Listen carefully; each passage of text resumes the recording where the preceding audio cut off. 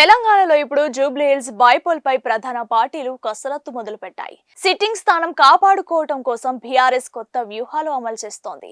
అటు కంటోన్మెంట్ తరహాలో Jubilee hills సైతం దక్కించుకోవాలనేది సీఎం రేవంత్ ఆలోచన.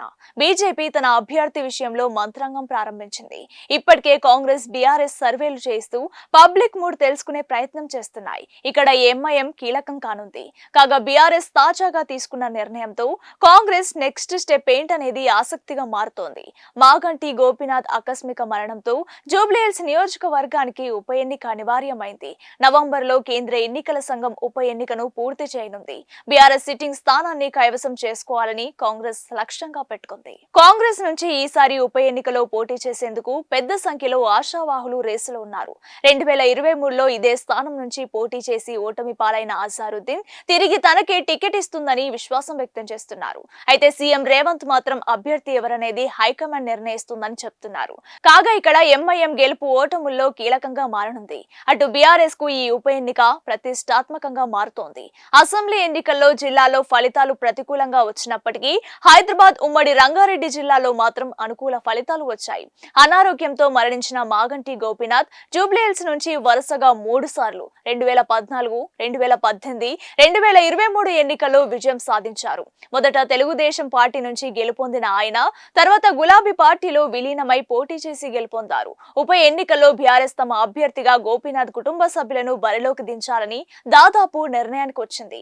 ఇప్పటికే ఈ మేరకు చర్చలు చేసినట్లు తెలుస్తోంది. అటు బీజేపీ సైతం జూబ్లీ హిల్స్ ఉప ఎన్నికపై గురి పెట్టినట్లు తెలుస్తోంది. టీడీపీ, జనసేన మద్దతు ఇక్కడ తీసుకునేలా బీజేపీ నేతలు ప్రయత్నం చేస్తున్నారు. దీంతో జూబ్లీ హిల్స్ బైపోల్లో గెలుపెవరిది అనే ఉత్కంఠ నెలకొంది. అదే విషయం. తెలంగాణలో ఇప్పుడు జూబ్లీ హిల్స్ బైపోల్ పై ప్రధాన పార్టీలు కసరత్తు మొదలుపెట్టాయి. సిట్టింగ్ స్థానం కాపాడుకోవడం కోసం బీఆర్ఎస్ కొత్త వ్యూహాలు అమలు చేస్తోంది. అటు కంటోన్మెంట్ తరహాలో జూబ్లీ హిల్స్ సైతం దక్కించుకోవాలనేది సీఎం రేవంత్ ఆలోచన.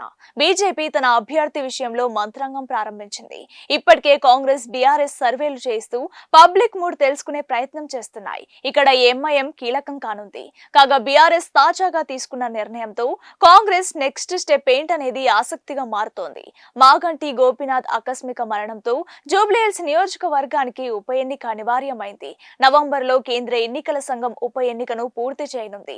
బీఆర్ఎస్ సిట్టింగ్ స్థానాన్ని కైవసం చేసుకోవాలని కాంగ్రెస్ లక్ష్యంగా పెట్టుకుంది. కాంగ్రెస్ నుంచి ఈసారి ఉప ఎన్నికలో పోటీ చేసేందుకు పెద్ద సంఖ్యలో ఆశావాహులు రేసులో ఉన్నారు. 2023లో ఇదే స్థానం నుంచి పోటీ చేసి ఓటమి పాలైన అజారుద్దీన్ తిరిగి తనకే టికెట్ ఇస్తుందని విశ్వాసం వ్యక్తం చేస్తున్నారు.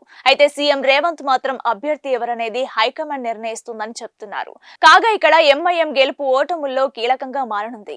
అటు బీఆర్ఎస్ కు ఈ ఉప ఎన్నిక ప్రతిష్టాత్మకంగా మారుతోంది. అసెంబ్లీ ఎన్నికల్లో జిల్లాలో ఫలితాలు ప్రతికూలంగా వచ్చినప్పటికీ హైదరాబాద్ ఉమ్మడి రంగారెడ్డి జిల్లాలో మాత్రం అనుకూల ఫలితాలు వచ్చాయి. అనారోగ్యంతో మరణించిన మాగంటి గోపీనాథ్ జూబ్లీ హిల్స్ నుంచి వరుసగా 3 సార్లు 2014, 2018, 2023 ఎన్నికల్లో విజయం సాధించారు. మొదట తెలుగుదేశం పార్టీ నుంచి గెలుపొందిన ఆయన తర్వాత గులాబీ పార్టీలో విలీనమై పోటీ చేసి గెలుపొందారు. ఉప ఎన్నికల్లో బీఆర్ఎస్ తమ అభ్యర్థిగా గోపీనాథ్ కుటుంబ సభ్యులను బరిలోకి దించాలని దాదాపు నిర్ణయానికి వచ్చింది. ఇప్పటికే ఈ మేరకు చర్చలు చేసినట్లు తెలుస్తోంది.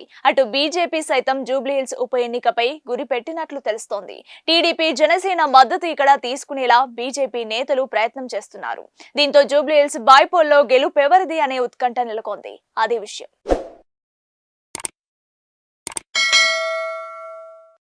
Hi friends, thank you for watching this video. ఈ వీడియో గనుక మీకు నచ్చినట్లయితే దయచేసి లైక్ చేయండి, షేర్ చేయండి. ముఖ్యంగా మా ఛానల్ 24/7 న్యూస్ టీవీని సబ్స్క్రైబ్ చేసుకోండి. ఆ తర్వాత మీ విలువైన అభిప్రాయాల్ని, మార్పులు, చేర్పులు, కావాల్సిన వీడియో ఏమన్నా ఉంటే మన వీడియో కింద కామెంట్ సెక్షన్లో కామెంట్ రూపంలో తెలియజేయండి. నమస్కారం, సాయిదంచిక మాట్లాడుతున్నాను. ప్లీజ్ సబ్స్క్రైబ్, షేర్, లైక్ చేయండి 24/7 టీవీ ఛానల్. హాయ్ నమస్తే, నేను మీ Sonia Akula. Please subscribe to 24/7 news TV. Hi అండి, అందరికీ నమస్తే. నేను Mankota Prasad. Please do subscribe 24/7 news TV. Political, entertainment and infotainment updates కోసం like, share, subscribe 24/7 news TV.